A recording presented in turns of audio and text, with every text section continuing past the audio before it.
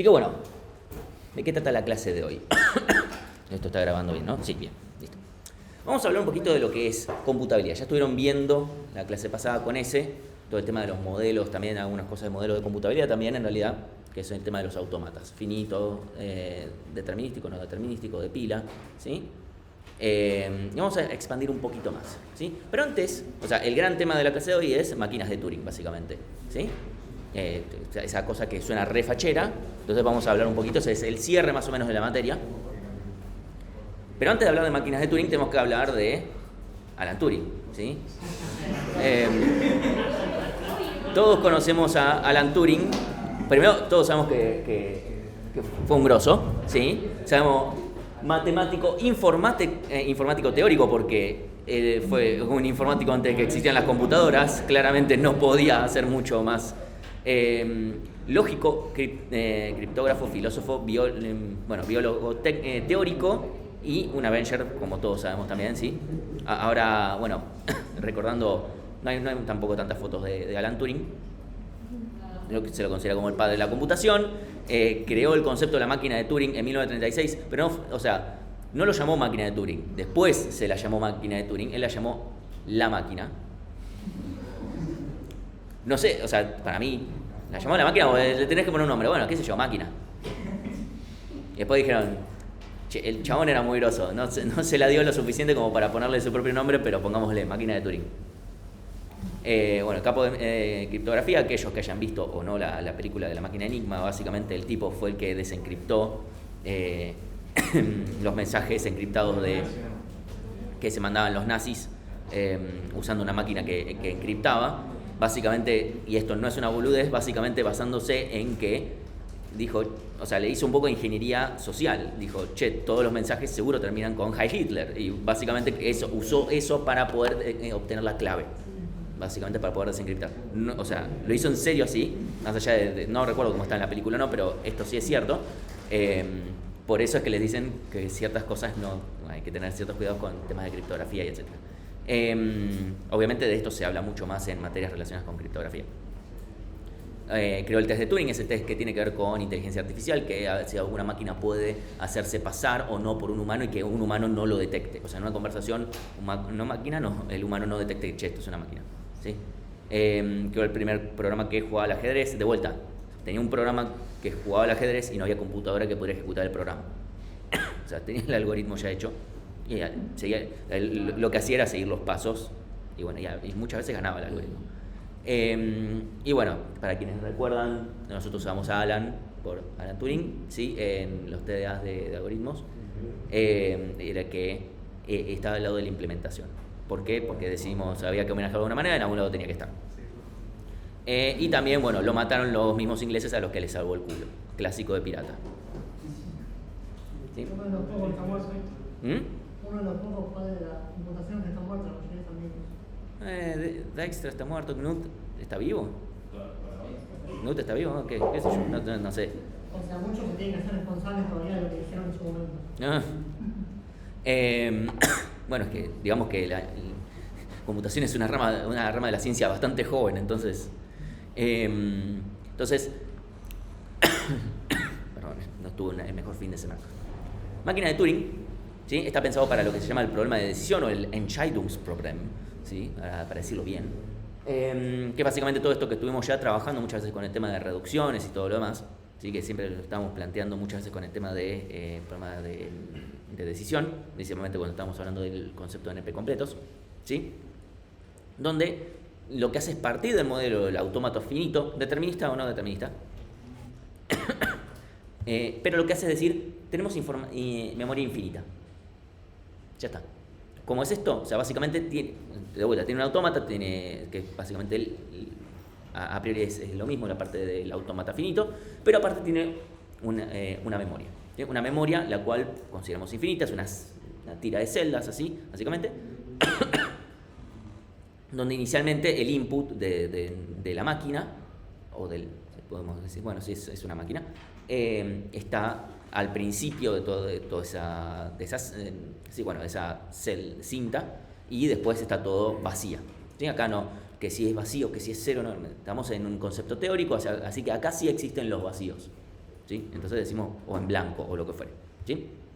Entonces, en cada iteración o en cada paso, podemos decir, lo que podemos hacer es leer de la celda en donde estoy, puedo grabar en la celda en la que estoy, o puedo moverme a la izquierda o a la derecha en la cinta. Esas son las operaciones que tenemos. Se pueden simplificar a decir, hago varias cosas juntas, pero si lo disgrego, es eso básicamente, ¿sí? Y ya con esto tenemos un modelo de computabilidad bastante grande. De acá es donde surge, después lo vamos a mencionar un poquito después, pero todo el tema de eso, cuando escucharon tal vez alguna vez hablar de que un lenguaje es Turing completo o por el estilo, básicamente significa este lenguaje puede hacer todo lo que una máquina de Turing puede hacer. Esa es esencialmente la definición. Y uno diría, obviamente si uno trabaja con una máquina de Turing pelada puede ser un poquito más molesto que trabajar en Python, pero a nivel computacional el modelo es el mismo, ¿sí? Y bueno, como el autómata finita tiene una cantidad finita de estados, o sea, no tiene una cantidad infinita de estados. Eso es importante. Entonces, hay unos estados especiales, lo que vamos a llamar de halting, que van a ser los estados de aceptación o de rechazo, ¿sí? Y que una vez que llegamos a uno de estos, terminamos y ya está. Ya sea porque no es que seguimos y vemos que, ¿sí? El tema es que podríamos nunca alcanzar esto. Esto tranquilamente en realidad podría pasar con un autómata finito también, pero lo que digo es, podríamos nunca alcanzar el estado, perdón, en un autómata finito no, porque no tenemos memoria infinita, así, y no tenemos una celda en la cual podemos irnos moviendo. Acá yo puedo empezar a moverme a la izquierda, a la derecha, izquierda, derecha, así, por la razón que fuere, ¿sí? Básicamente loopear infinitamente. Por ejemplo, si yo quiero definir una máquina a la cual el lenguaje que acepta son aquellas palabras que están hechas por ceros o unos, tales que cumplan con esta expresión regular básicamente. En el 0, una cantidad indefinida de unos, entre 0 e infinito, y 0, ¿sí? Esto es exactamente lo mismo que ya habían visto en la clase pasada, ¿sí? No cambia nada. ¿Por qué? Porque digamos que podemos ver como el autómata al finito determinístico lo podemos ver como un caso particular donde no estamos usando la memoria prácticamente. O sea, la usamos nada más para leer el input, porque bueno, lo tenemos ubicado ahí. Entonces, ¿cómo podemos definir una configuración de una máquina de Turing? Es básicamente lo que podemos decir es, yo de una iteración a otra voy modificando el estado de esta máquina. Entonces, de esta manera lo puedo directamente declarar de una manera particular, que puede ser, yo tengo que tener en consideración el contenido de la cinta en este momento, la posición del cabezal, o sea, dónde estoy ubicado, ¿sí? Y en qué estado estoy. Y eso lo podemos hacer básicamente, un segundito, por ejemplo así. Yo puedo decir que tengo 0, 0, 1, 0, o sea, mi cinta tiene 0, 0, 1, 0, donde yo estoy ubicado en la posición 2, ¿sí? Acá sí significa que estoy acá o acá, es una cuestión de convención, y estoy en el estado Q2. Y acá ya queda automáticamente descripto. Esto es interesante. Bueno, la configuración inicial es Q0, W0, 1, 2, 3. Así que acá diríamos que estamos en la posición 2, empezando en la posición 0. Entonces, ¿cuál es el chiste de esto? Bueno, tenemos estados de configuraciones de aceptación y configuraciones de rechazo, todas aquellas que tengan un estado de aceptación o de rechazo independientemente del estado de la cinta, en donde estoy, el cabezal, etc. Entonces, ¿en qué afecta? ¿En qué sirve en realidad tener esta configuración y cuál es el chiste de todo esto? Es que yo puedo ver a una máquina de Turing que de un estado a otro lo que hace es modificar esta configuración. Modifica de... Por ejemplo, supónganse que parto del estado inicial a este, por ejemplo, por decir de una manera. El estado. O sea, Q0, Q2, sí, ese es... ¿Sí? Esto de acá. Entonces, nosotros podremos definir como que esta máquina en cada iteración lo que está haciendo es, dado una entrada, una configuración, o sea, una entrada de esta forma, ¿sí? Nos da como resultado otra. Y esto ya empieza a emparejarse con el concepto de función, ¿sí? Y esto se va a usar bastante. Y en particular además es determinístico. Entonces, bueno, el cómputo de una máquina de Turing, o sea, básicamente podemos decir que un lenguaje es Turing reconocible, ¿sí? O sea, es decir, si existe una máquina de Turing que la reconozca, es decir, que termine o sea, el conjunto de los strings que forman parte del lenguaje terminan en aceptación. Ahora, un cómputo puede terminar de distintas formas. Perdón, buenas. No necesariamente que acepte a todas. Puede ser cualquier cosa que la reconozca. Es decir, puedo interpretar esto y lo puedo aceptar o rechazar. O también puedo lupear infinitamente. Esto entonces, pero ¿qué hace? Lo reconoce. O sea, yo reconozco el problema, simplemente no puedo parar de lupear. Por ejemplo, pongamos el algoritmo de Dijkstra, ¿sí? Supónganse que le paso un grafo no dirigido con pesos negativos. Se queda lupeando, ¿sí? Pero eso no significa que el algoritmo de Dijkstra no reconozca el problema. Lo reconoce, simplemente no sabe, no puede resolverlo. Es decir, no es un decidor. Un decidor es una máquina de Turing que nunca lupea. O sea que dado los inputs que puede llegar a tener, siempre va o a aceptar o a rechazar. Nunca se va a quedar lupeando. Ese no es el caso, por ejemplo, del algoritmo de Dijkstra. Si el de Bellman-Ford, por ejemplo. ¿Sí? Ese nunca se va a quedar lupeando.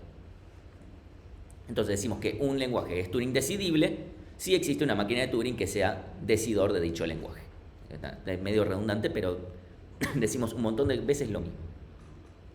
La complejidad temporal para una máquina de Turing. O sea, acá estamos asociando mucho a la máquina de Turing con un algoritmo y esto tiene una razón de ser. ¿Sí? O sea, porque tenemos una máquina que resuelve un problema básicamente, o que reconoce el dominio de ese problema y demás. ¿Sí? Entonces, acá vamos a usar también la notación O. Y en realidad la notación O nació acá. Porque recuerden, o sea, todas estas cosas nacieron antes que las computadoras realmente existan. Y muchísimo antes de que haya mucha gente proliferando que pueda pensar en algoritmos para una computadora, porque incluso en sus inicios, al ser puramente de uso militar, era medio difícil que cualquier persona tenga acceso. Entonces, vamos a decir que una máquina M, ¿sí? Es una FDN máquina de Turing, sí tiene complejidad O de FDN. ¿Sí? Eso ahí es medio bueno. Y ahora vamos a hablar un poquito. Ya vimos que hay modelos equivalentes, por ejemplo, el de autómata finitos determinista y no determinista, ambos son equivalentes. O sea, cualquier cosa que puedo hacer en un modelo, lo puedo hacer en el otro. Con menos esfuerzo, pero puedo hacerlo. O sea, no existe nada que no pueda hacer que pueda hacer en uno y que no en el otro. Entonces, todos esos modelos que vieron hasta ahora, autómata finito, determinista, no determinista, autómata de pila, todos esos tienen una capacidad menor o igual, digamos, en realidad es menor, hablando de forma genérica, que una máquina de Turing, ¿sí? Vamos a decir que un modelo es equivalente a otro si puedo transformar uno al otro aumentando el tiempo de ejecución solamente en una cantidad polinomial de tiempo. Eso ya empieza a tener una forma del concepto de reducción, ¿sí? Así es como todo esto nació, ¿sí? Entonces, sí. Una pregunta. Antes cuando definíamos que un lenguaje de Turing, decías que para hacer Turing la máquina tiene que reconocer y sí. Quiere decir que lo rechaza, lo acepta o da el infinito. Sí. Pero, ¿qué lenguaje no es de Turing con eso? Porque no se me ocurre otro estado más a quedar. O sea, por ejemplo, una máquina de Turing reconoce una gama de problemas, ¿sí? O sea, un problema. Si yo digo, mi máquina de Turing resuelve el problema de Dijkstra y yo le paso un bife con papas fritas, no lo reconoce. O sea, es como, ¿qué hago con esto? Claro. O sea, sé que es ridículo, pero necesita recibir los inputs relacionados a ese dominio. O sea, no encontraría siquiera como rechazo. No, por eso, no puede, es como, no puedo hacer nada con esto. Entonces, si pensamos en una máquina de Turing no determinística, es muy parecido al concepto de máquina, o sea, obviamente todo esto, cada uno de estos estados, o sea, cada vez que yo me bifurco, también estoy bifurcando la memoria infinita. Es decir, cada vez que yo acá me estoy bifurcando, acá tengo en este estado, acá tengo la configuración de este estado con su memoria, o sea, la configuración completita. Y acá tengo la suya, y cada una se va modificando. Obviamente acá empieza a haber un problema de, ¿cómo me puedo desplegar infinitamente, así como así, con memorias infinitas? Obviamente tenemos algunos detalles dando vueltas, pero no es importante. Notemos que, si recuerdan, o sea, nosotros vamos a ejecutar hasta que o todas rechacen o alguna acepte y todo lo demás, ¿sí? Como cada una se ejecuta completamente en paralelo y al mismo tiempo, perfectamente al mismo tiempo, no es que haya un problema de concurrencia, porque no, pero fíjate que en el thread y no sé qué, el clock watch, nada de eso importa acá. Acá estamos antes de que exista una computadora. O sea, el tipo estaba flasheando esto antes de que abriera una computadora. O sea, el tipo tiró esto, alguien le dijo, ok, igual esto no sirve para nada, dijo. Vos vas a ver. Vos fumá, vos pará y vamos a ver quién tiene la razón. Ahora, esto, o sea, ¿cuánto va a tardar en realidad la ejecución de todo esto? Al final es, bueno, lo más que tarde esto. Básicamente la altura de este, si queremos decir árbol de ejecuciones en paralelo. Esto podemos decir que es FDN. ¿Sí? Eso es lo máximo. Entonces, volvamos a decir las definiciones de las clases de complejidad. P corresponde a los lenguajes que son decidibles en tiempo polinómico utilizando una máquina de Turing determinística. Esa es una que hemos mencionado, es aquellos problemas que se pueden resolver en tiempo polinomial, pero también son aquellos que se pueden resolver utilizando unas máquinas de Turing determinísticas. Eso es algo que habíamos mencionado y dije, esto lo vamos a ver después, este es ese momento después, porque no hay más tiempo después. O sea. Y NP son los problemas que corresponden, a los lenguajes, no problemas, a los lenguajes, estamos hablando de lenguajes, que son decidibles en tiempo polinómico utilizando una máquina de Turing no determinística. Porque de vuelta, una cosa es si estas ramificaciones yo las tengo que hacer en tiempo exponencial, porque bueno, no puedo hacer todo esto de forma completamente en paralelo, pero la altura de todo esto es polinomial. Si pensemos, no sé, hasta en el ejercicio del TP3, la altura en realidad de la profundidad es ODN. Con mucho, bueno, o sea, voy maestro por maestro, qué sé yo, y bla, bla, bla, es ODN. En la profundidad, en la recursividad, si queremos. ¿Sí? Si nosotros pudiéramos hacer todo en perfecto paralelo, esto sería lineal. ¿Sí? Y el nombre NP no es no polinomial. Eso es muy importante porque primero no sabemos si P y NP son iguales o diferentes. Más allá de que creamos que son diferentes. El nombre real, el correcto, es Non-Deterministic Polynomial Time. ¿Sí? Entonces, esa es la aposta. Esto sirve también como para la clase de cierre, ¿sí? Bueno, también vale lo anterior, que existe una máquina de Turing determinística que verifica en tiempo polinomial una solución, todas esas cosas siguen valiendo. O sea, son equivalentes completamente. Entonces, funciones computables, ¿sí? Entonces decimos que una función es computable si existe una máquina de Turing que finaliza su ejecución solo con f de w en su cinta. O sea, yo le paso un w, o sea, en la cinta y de alguna manera lo transforma en f de w y eso es lo que queda en la cinta. Y eso sirve para componer funciones, porque si mi máquina de Turing ejecuta una función básicamente y después esto lo puedo aplicar a otra, entonces es una composición de funciones, ¿sí? Entonces esto también nos permite plantear el concepto de reducción, porque si yo puedo agarrar un problema, transformarlo de una manera, porque las máquinas de Turing lo que hacen es transformar un input a un output y así, tranquilamente estamos aplicando una reducción de alguna manera, si yo aplico distintas máquinas de Turing, ¿sí? Entonces, acá se vuelve a aplicar el mismo concepto de reducción, decimos que A es menor o igual a B en M, no importa. Si existe una función computable tal que para todo W en A, f de W pertenece a B. ¿Sí? O sea, estoy transformando un problema al dominio del otro. ¿Sí? Y si f es polinomial, la reducción es polinomial. ¿Sí? Si es exponencial, es una reducción exponencial. Para nuestros fines no es útil, pero... Entonces, vamos a empezar a mudarnos a otro plano un poco más falopa. Sí, vamos a hablar de David Hilbert, que en el año 1900, clavado, planteó 23 problemas a resolver durante el siglo. ¿Sí? De vuelta, 1900. O sea, no estaba planteando P versus NP porque acá Alan Turing ni había nacido. O sea, imagínense. O sea, planteó 23 problemas a resolver. Y lo importante es que en el problema 10, por ejemplo, dice, encontrar no lo llamó algoritmo porque en ese momento ni siquiera... La palabra algoritmo existe desde antes, pero no tenía esa concepción. En ese momento se decía máquina. Se encontró una máquina, en realidad, que dada una ecuación de 2 o más incógnitas y coeficientes enteros, determina si una solución entera. ¿Sí? Obviamente todas las variables tengan valores enteros y sea solución. ¿Sí?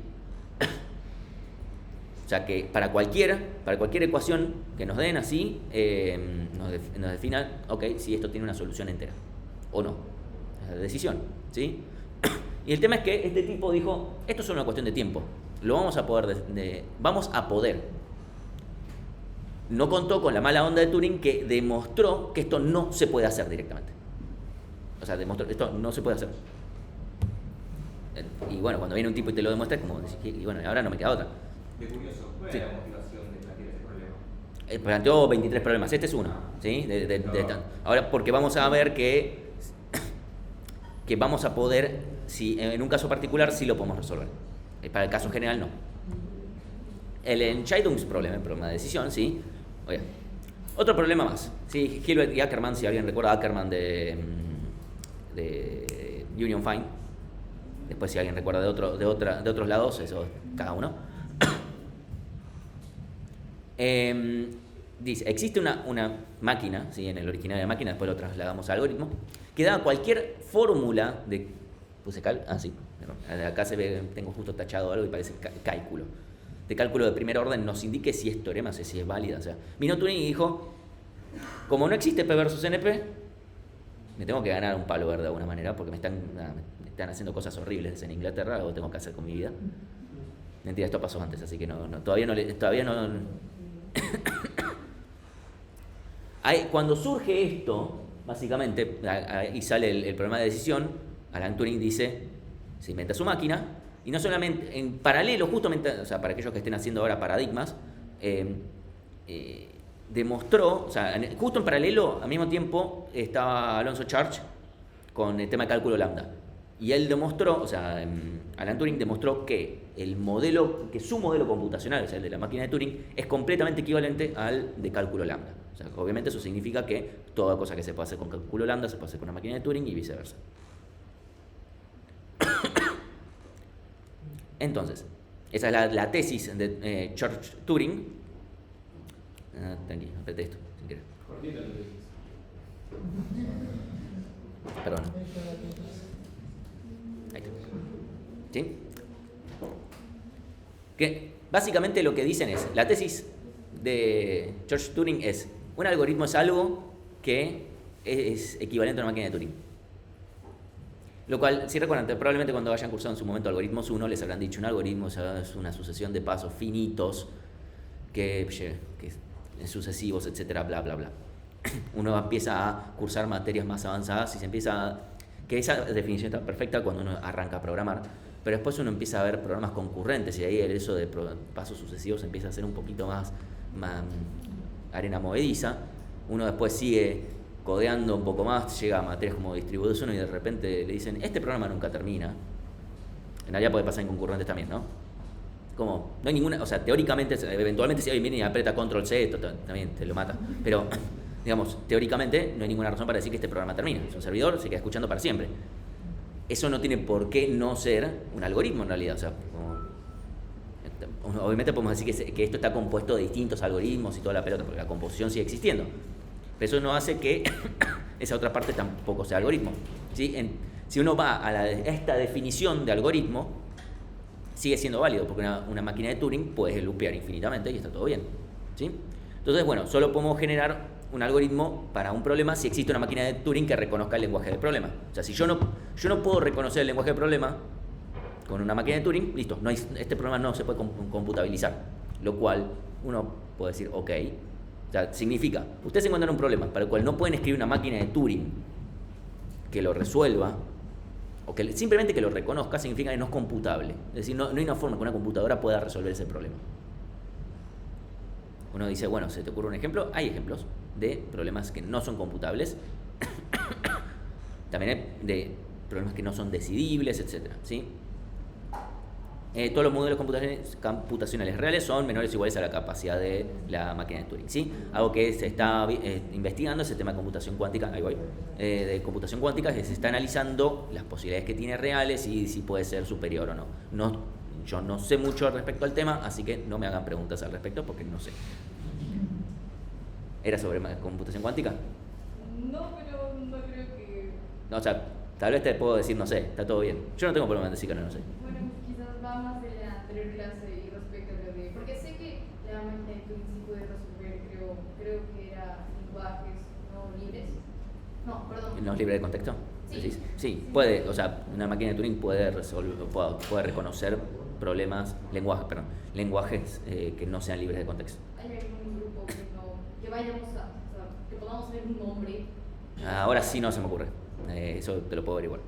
De pronto te puedo hacer otra pregunta. Es que no entendí bien. Según yo, la máquina de Turing tiene solo un lector. O sea, tiene una cinta infinita. Sí, pero acerca del lector, porque mencionaste algo de estar haciendo cosas paralelamente y Sí.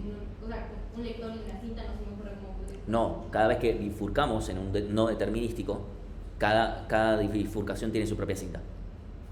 O sea, bifurcas con todo, con cita. Es como, a ver, en programación concurrente, cuando por ejemplo, hacemos un nuevo proceso. Uy, un segundo, esto me voy a quedar sin batería en cualquier momento. Ahí.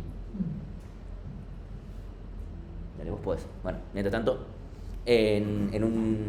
cuando uno está programando de forma concurrente, uno hace por ejemplo, un nuevo thread y se crea un nuevo stack de memoria. Si hace un nuevo proceso, bueno, también memoria. Acá es un concepto incluso anterior, o sea, en realidad eso surge de la idea de máquina de Turing. Simplemente se copia y tiene su propia cinta infinita. O sea, cada vez que estamos ahí bifurcando, no me quiero volver tan para atrás en las diapos, pero cada vez que bifurcamos, cada uno tiene su propio estado, su propia configuración, con su propia cinta infinita. Y ahí todo lo que nos bifurquemos, cada estado tiene cada ejecución en paralelo tiene su propia cinta infinita, con su propia configuración. De vuelta, esto es teórico, así que... Cada rama, sí. Cada rama activa tendría su propia... Sí. O sea, es como copiamos el estado y nos movemos nos movemos a donde sea que tenga que ser. Entonces, esto es importante, y esto es una tesis, no es un teorema, y esto no está completamente demostrado, pero sí hay mucho consenso. Como un montón de cosas en computación. Consideremos que otras ramas científicas como la matemática tienen varios siglos más encima de lo que tiene computación, así que seamos buenos, como que se ha avanzado un montón. Pensemos ahora, en el mismo problema original que habíamos dicho, de los polinomios, tengo una ecuación, ¿sí? Una cantidad de variables, y quiero ver si hay una solución con todos valores enteros, ¿sí? Entonces, ahora, en vez de trabajar con n variables con n mayor o igual que 2, decimos, hay una sola variable, ¿sí? Y ahora supónganse que quiero preguntarles a ustedes, ¿cómo podríamos hacer para ver si algo tiene soluciones, raíces enteras? Porque ahora solamente tenemos una sola variable. O sea, yo les doy x al cuadrado más x más logaritmo de x más no sé qué, lo que fuere. Queremos ver, hay un valor entero que nos resuelva, que sea compatible con esta solución, que sea solución. ¿Cómo podríamos hacer para, de vuelta, chequear los valores que si hay un valor entero o no? ¿Cómo podemos hacer? Bien, ¿cómo? O sea, suponete que lo tenés que codear. Y si no tenés restricciones de memoria, que si los bits, que si los bytes, eso no importa, pero lo tenés que codear. Y tenés que pensar, ok, ¿cómo haces para poder asegurarte de probar todos? Supongamos, empezamos con el 0. Tranqui. Ok, ¿por cuál seguimos? Con el 1, ok, ¿y después? 2, 3, 4, 5, 6, 7, 8, hasta el infinito. Eventualmente, si hay una raíz real, acá tenemos un pequeño problema, ¿no? Evidentemente que es, esto no termina nunca. Pero tenemos otro problema, no estamos probando todos los valores. O sea, ni siquiera haciendo esto estamos probando todos los valores. Por eso, no están los negativos. Y es como, ¿cómo? O sea, cuando termine con los positivos vemos. No podemos hacer eso. Yo tengo que plantear una forma de decir, voy a probar todos. Es medio raro, tenemos que pensar en el infinito. Ese es un ejercicio mental que tenemos que hacer. ¿Cómo puedo hacer yo para probar sí o sí todos? Independientemente del tema de si termina o no, porque pueden haber infinitos. Exacto. Yo puedo hacer 0, 1, menos 1, 2, menos 2, 3, menos 3, 4, menos 4, 5, menos 5. Y ahí me aseguro. Teóricamente estoy probando todos los infinitos valores, ¿sí? Eso lo puedo hacer incluso en teoría con... Entonces, el problema es si no hay solución, de vuelta, porque hasta acá, ok, buenísimo, lo estoy probando, anda bien. O sea, esto eventualmente si hay una solución la va a encontrar. Si no hay una solución estamos en problema, porque no termino nunca. Pero, en este caso, con una sola variable, alguien demostró, no importa quién, la verdad, que si hay una raíz entera, digamos, en el caso de dejarlo como una ecuación, igual a 0, ¿sí? Sí o sí, si hay una raíz entera, tiene que estar, o solución entera, sí o sí tiene que estar comprendida, o sea, su módulo tiene que ser menor o igual a este coeficiente. El coeficiente máximo dividido el coeficiente principal por el grado del polinomio, si no me acuerdo. ¿Sí? Entonces, Con esto, si ya tenemos un tope, listo, ahora sí podemos hacer, incluso, tal vez ni siquiera necesitamos hacer lo de 0, 1, menos 1, podemos empezar desde menos este valor hasta más este valor y en cuanto terminamos ya está, ¿sí? Y eso entonces tenemos que de repente pasamos a tener un problema que es Turing decidible. Independientemente de cómo haga esta iteración, el problema es Turing decidible, porque este problema nunca se va a quedar loopeando, haciendo así, porque siempre termina, ¿sí? Entonces no va a loopear. Eso es importante. ¿Por qué sabemos que no va a loopear? Porque yo ya sé que si hay una raíz entera, o sea, hay solución entera, necesariamente está en este rango, o sea, más o menos este valor.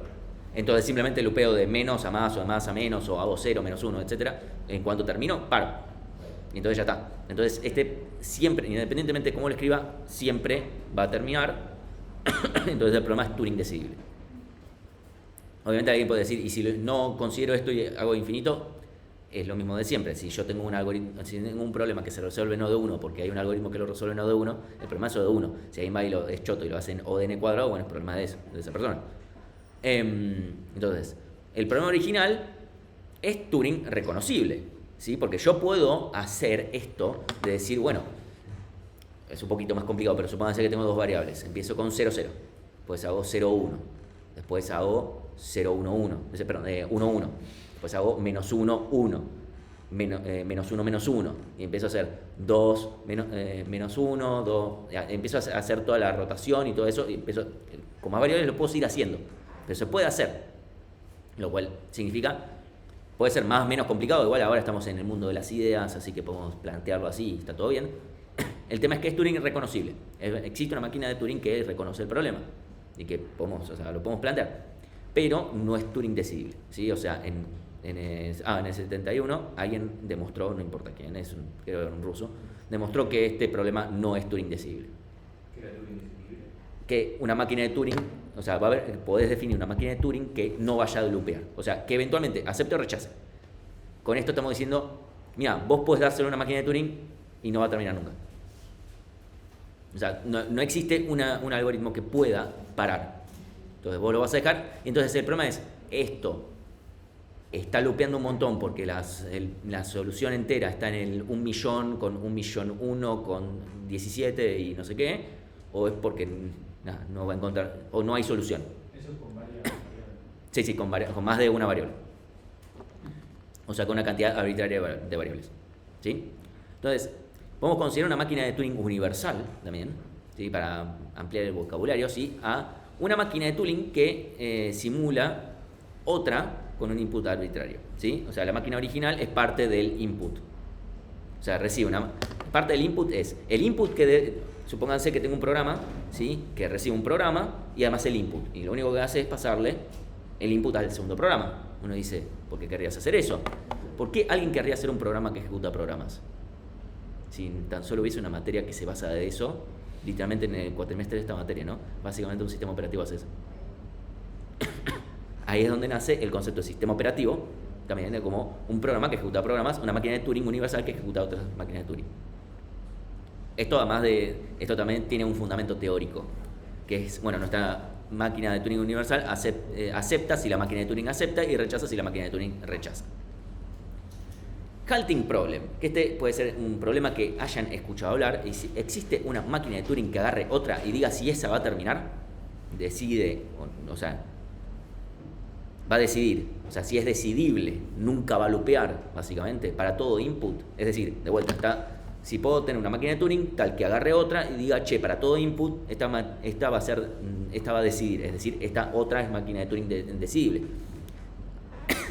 Esto, máquina de Turing, en criollo, puedo tener un programa que reciba otro programa arbitrario, o sea, cualquiera, y decirme si ese programa va a terminar, independientemente del input. O sea, ese es el halting problem. Y entre las clases de complejidad se encuentra en la clase de complejidad R. En un momento lo mencionamos cuando veíamos PSpace, qué sé yo. Es un problema que no se puede resolver. Entonces, vamos a ver que este problema no es Turing decidible, es decir, no puedo generar un programa que pueda determinar, che, ¿este programa va a terminar o no? Uno puede decir, che, bueno, puedo hacerme un programa que determine si un programa sin for, ni igual ni nada, va a terminar. Es como, bueno, está bien, te felicito. Estamos hablando de que un programa que reciba cualquier programa y pueda decidir si termina o no termina. Cualquiera. ¿Sí? Entonces, supongamos que esa máquina existe. O sea, que existe una máquina de Turing que puede agarrar otra y decir termina o no termina. ¿Sí? Entonces, y vamos a llegar al absurdo. Vamos a decir que se llama H. ¿Por qué? Porque pinto. Vamos a decir entonces que H va a recibir una máquina de Turing y el input en particular. ¿Sí? Entonces, esta máquina va a aceptar si M acepta W y rechaza si M no acepta W. Que, importante. Esto significa que H va a rechazar si M rechaza o si M lupea en sí. Entonces, definimos a D como una máquina de Turing que usa H, porque puede ser simplemente decir, che, yo tengo una máquina que usa H, ¿sí? Entonces decimos, D de M es básicamente H de M de M. ¿Cómo qué? Perdón, sí, perdón. Porque si yo digo, ok, yo puedo tranquilamente decir esto, ¿sí? Puedo agarrar una máquina de Turing y especializarla con M. Es decir, a una máquina, a H pasarle la misma máquina. Es decir, esto acepta si M no acepta a M y rechaza si sí acepta a M. Porque uno dice, ¿qué? Si yo aplico D a sí misma, entonces esto acepta si D no acepta a D y rechaza si D no acepta a D. Entonces D no puede ni aceptar ni rechazar y entonces es un absurdo. Esto es un montón de palabrerío. El punto es como H que recibe M que al mismo tiempo recibe a M como el input. Como ponele un programa le paso como input al mismo programa, pónganle el binario si quieren, no sé, algo así. Y hago que D se acepte a sí misma y entonces por concatenación de cosas D no puede ni aceptar ni rechazar. Esta concatenación teórica de máquinas que no existen termina diciendo no puedo hacer una máquina que pueda decidir o sea, la máquina H no puede existir, porque si no, la máquina D no puede tampoco existir y no tiene sentido. ¿Sí? Entonces no puedo determinar algo que lo decida, básicamente. Nada, eso es simplemente, o sea, si alguien quiere ver un poquito más de formalidad, un poquito más de detalle, hay formas más claras de verlo. Sí, pero quería mencionarlo al menos. Entonces, algunos problemas que no son computables o decidibles. El halting problem, post correspondence problem, no me acuerdo cuál era, el one tiles, el juego de la vida, que no es el juego de la vida del que nosotros jugamos, así nomás. Pero si no, dados dos patrones, definir si partiendo de uno puedo llegar al otro, o sea, puedo terminar teniendo el otro patrón en alguna generación. ¿Sí? El 10º problema de Hilbert, el que vimos antes, ¿sí? Y ahí está. Estos son problemas que son no decidibles. Ahora el tema es si hay lenguajes no reconocibles, o sea, que no puedo construir una máquina directamente, que lo reconozca. Porque, vuelta, el problema el 10º problema de Hilbert era reconocible, o sea, yo puedo crear una máquina que entienda el problema y trate de resolverlo. El tema es que no puedo asegurar que vaya a terminar, cuál es un problema. Ahora el tema es ni siquiera puedo formalizar la máquina, ¿sí? O sea, no la puedo crear. Entonces, la pregunta es si existe tal cosa, porque en realidad, o sea, hay infinitas máquinas de Turing. Hay infinitos problemas también, o sea, hay infinitos lenguajes. Si consideramos lenguaje igual problema, hay infinitos lenguajes.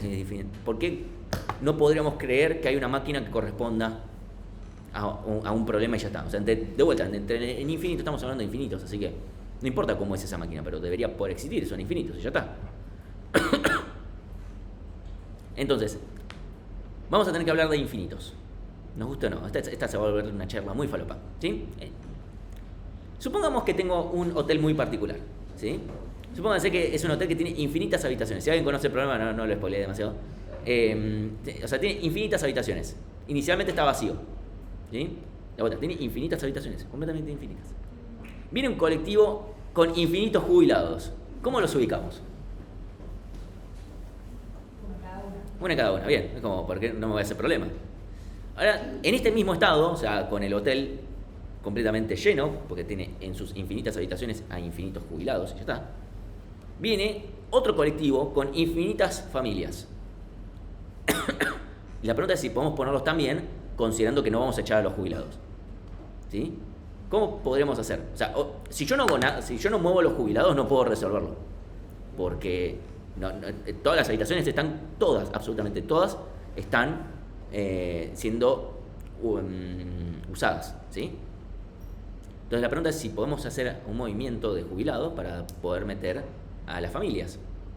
Si a todos los pones uno más arriba, un piso más arriba, a cada uno le dices que corre el piso, dejando para que no pongan. Ahí lo que voy a hacer es ganar una habitación. O sea, no. Si yo muevo a todos un lugar, ok, supongamos que lo hago, está perfecto. Lo que hago es decirle jubilado y pasar a la posición I más 1, está perfecto, eso es válido. El problema es que ganaste un solo lugar. Y decirle, Al primero le pides que suba uno, al siguiente que suba dos, y ya te quedan dos y así.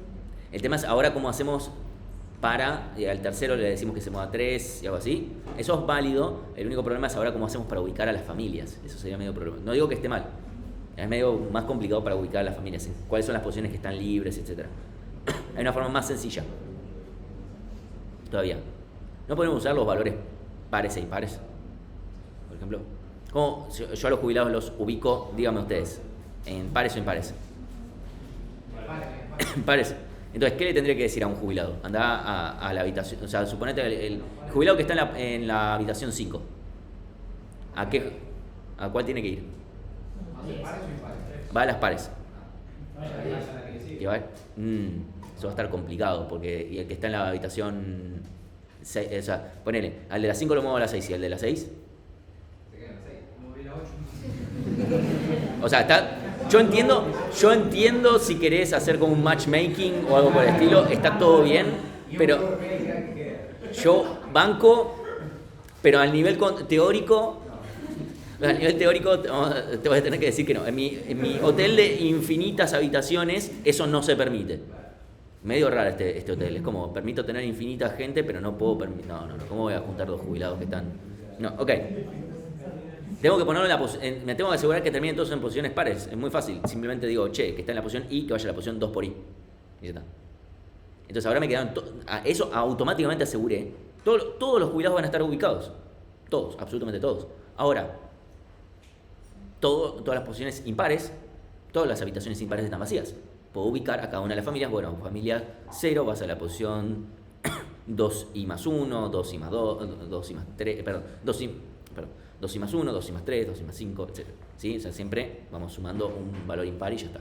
¿Sí? Y eso va a funcionar. 2i más 1, ya está. Con 2i más 1 ya está. Cada uno la familia I va a ir a la posición 2i más 1. ¿Sí? Con eso estamos bien. La vamos a complicar un poquito más. Ahora supónganse que viene infinitos colectivos, cada uno con infinitos alumnos para una olimpiada de informática. ¿Y ahora qué hacemos? O sea, tenemos todas las habitaciones llenas de jubilados y familias, y aparte vienen infinitos colectivos con infinitos alumnos cada uno, y tenemos que ubicar a todos.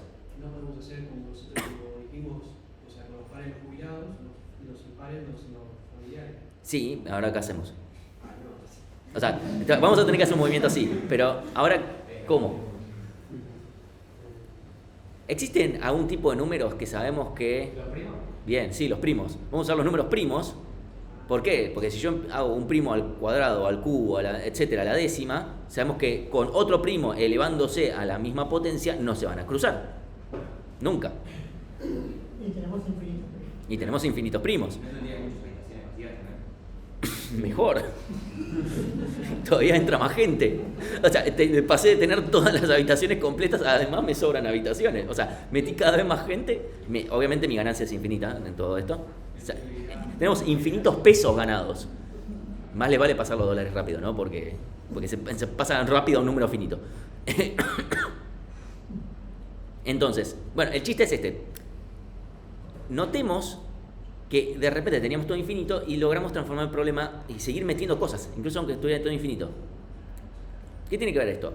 Hay un concepto que es rarísimo, que lo inventó, lo definió Cantor, un tipo al que literalmente lo apedrearon porque dijo cosas muy polémicas. Vamos a ir.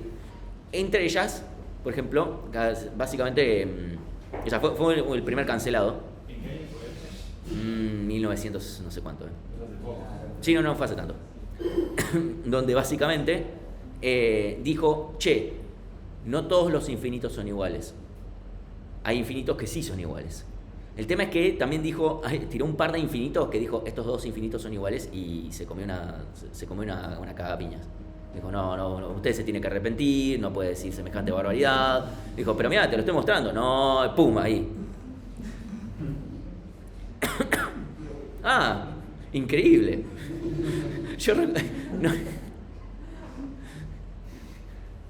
Esto después demuestra por qué puedo de repente cuando hay alumnos en algoritmos que se copian de mí mismo, yo puedo reconocer, porque hago los mismos chistes.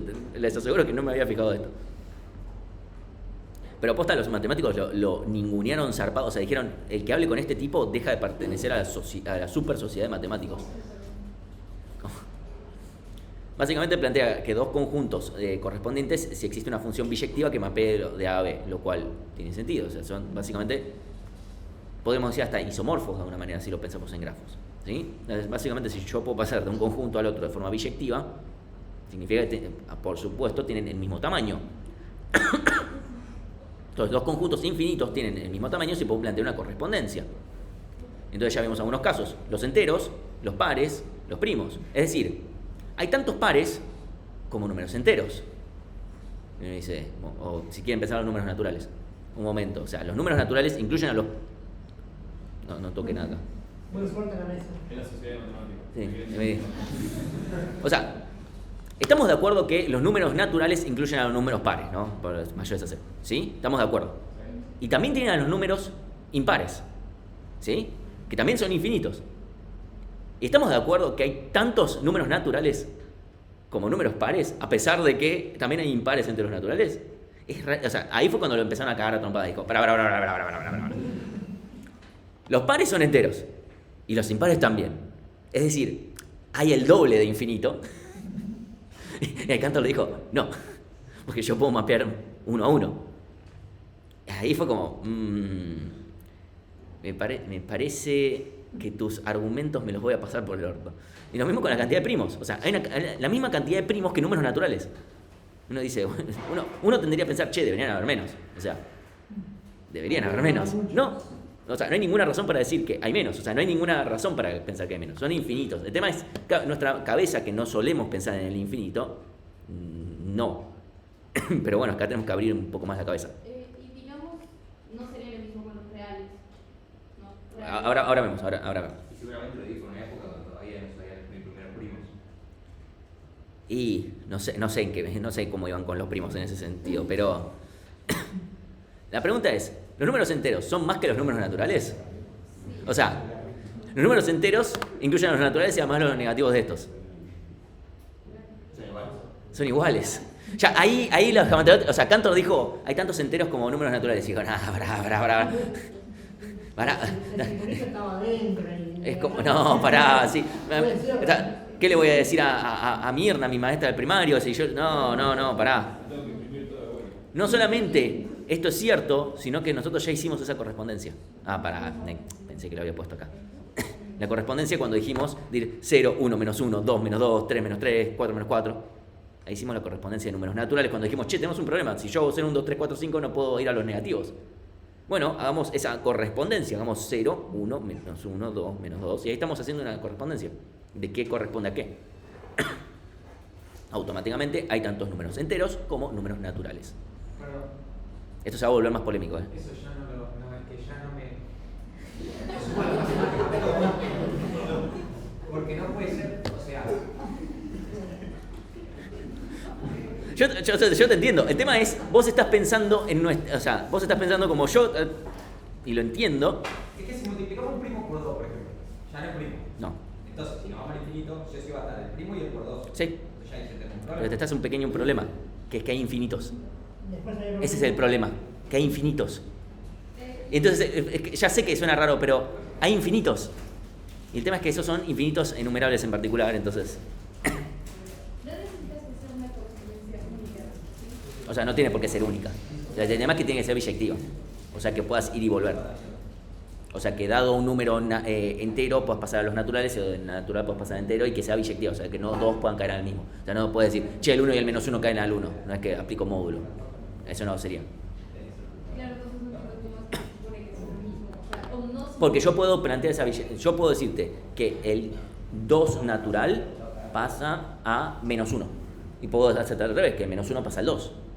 El 3 pasa al 2, y el 2 pasa al 3, que el 4 pasa al -2, y el -2 pasa al 4, así. Yo puedo hacerlo completamente.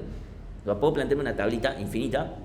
Eso es importante. El tema es, nos estamos yendo al infinito. O sea, hay infinitos. ¿Cuántos hay? Infinitos. O sea, contalos, no, son infinitos.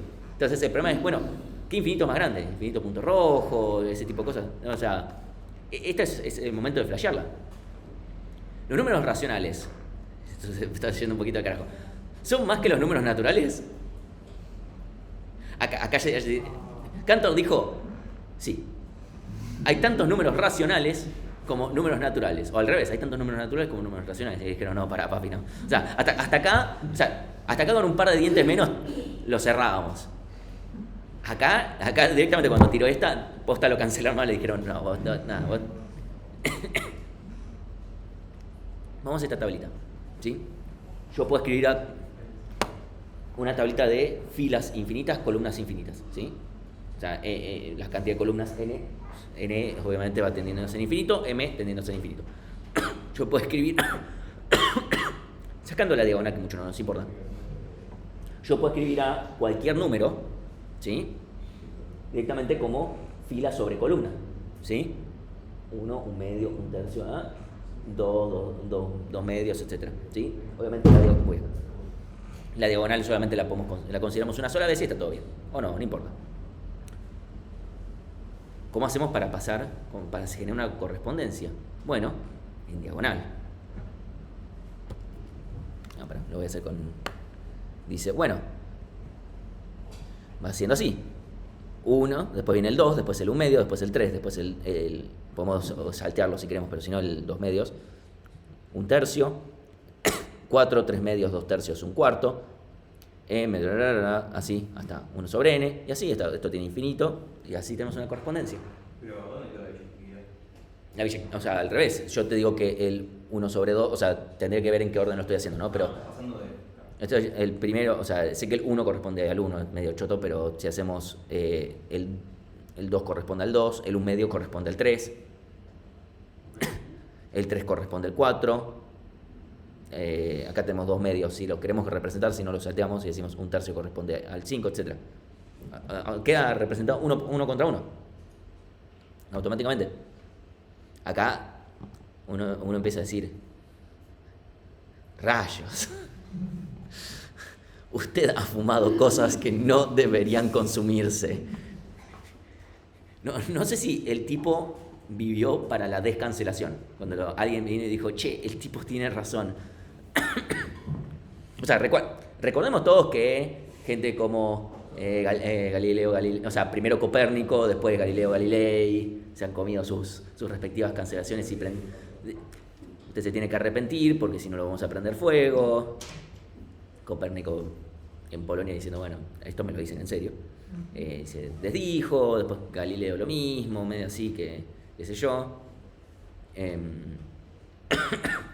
Fun fact, la primera teoría económica de la que se tiene registro es de Copérnico. Dato completamente random. O sea, la ciencia ha tenido, o sea, ha tenido sus momentos que tanto se le dice, porque la religión no sé qué, la ciencia ha tenido sus momentos así a lo largo de toda la historia, así que sí, a Darwin lo mismo. No, hoy en día que si la Tierra es plana o esférica y ese tipo de cosas, que si las vacunas tienen chips, o sea, pero bueno, o sea, pongámosle que eso no es parte de la comunidad científica, ¿no? Pero dentro de la misma comunidad científica hay tabúes. Hoy en día, si alguien viene, pongámoslo más cercano en el tiempo, todo lo que tiene que ver con los modelos de los átomos también ha tenido sus repercusiones. Todo el modelo cuántico en su momento, o sea, tuvo que venir un tipo completamente newtoniano a decir, che, Newton no tenía razón en el microscopio. O sea, Einstein estaba seguro de que él no tenía razón, hasta que se dijo, tengo razón. O sea, no me queda otra que decir que yo mismo tengo razón. Ustedes son afortunados no cursaron física 3, pero bueno, yo tuve que estudiar eso. El tema de luz también pasa lo mismo. Sí, lo mismo. O sea, quien llegó en su momento y dijo la luz es tal, y cuando salió otro a decir que la luz era una onda, lo quería matar. Sí. Ahora, también cuando alguien dijo, es una onda y es una partícula al mismo tiempo, o sea, depende, en el momento en que uno lo vea, es como, bueno, obviamente alguien lo quería cagar a trompadas. Es como algo es una cosa u otra según qué es lo que estoy mirando. Ahora la pregunta es si los números reales, ¿sí? Bueno, los números reales no podemos hacer esto. No podemos aplicar este truquito tampoco. ¿Por qué? La forma fácil de demostrar que tenemos más números reales que números naturales es la siguiente. Supónganse que hago una tablita donde pongo todos los números reales, ¿sí? Y digo, el 1 corresponde a este, el 2 corresponde a este, el 3 a este, etc. ¿Sí? Yo puedo armarme esta tablita. Entonces es una tablita infinita, ¿no? O sea, a priori creo que puedo armar esta tablita. La pregunta es si puedo realmente. ¿Cómo puedo demostrar que no puedo armar esta tabla completa? O sea, que es biyectiva, es decir, que para todo o sea, yo puedo armar una tabla que para todo natural me asigne un real.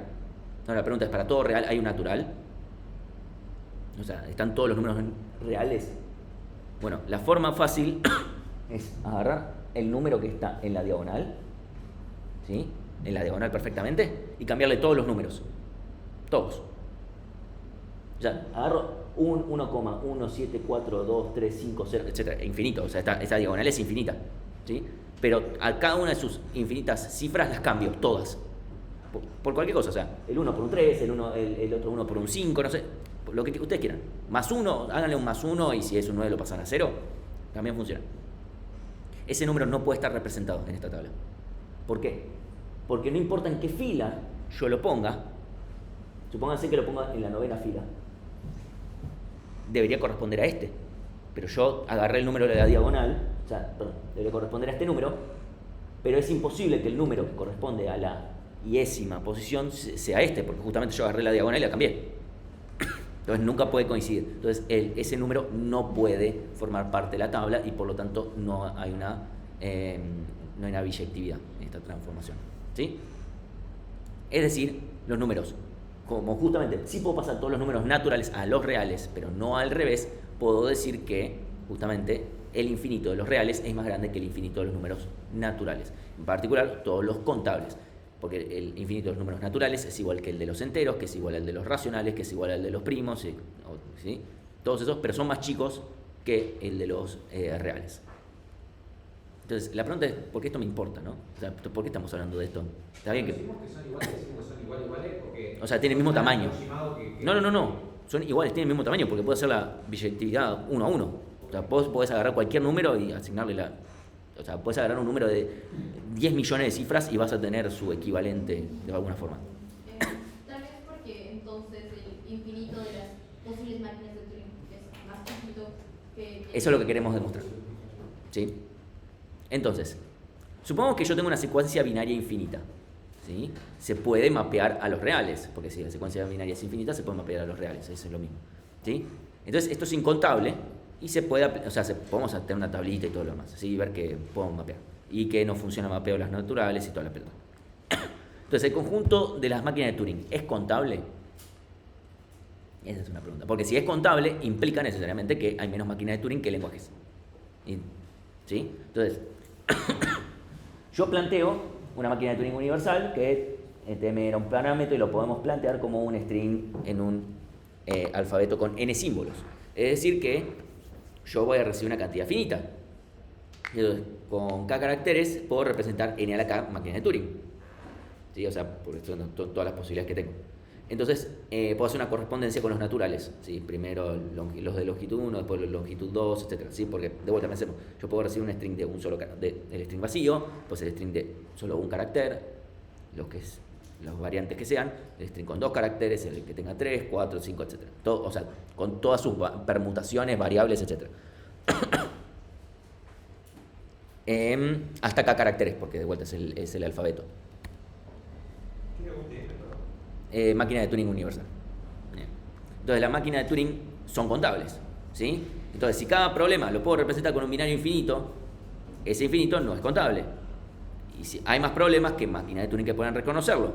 Por lo tanto, hay problemas que no se pueden reconocer por una máquina de Turing. Y esta es una discusión teórica bellísima que no nos lleva a mucho más que eso, ¿sí? Porque la realidad es que, bueno, ¿cuál sería un ejemplo de eso? ¿Qué sé yo?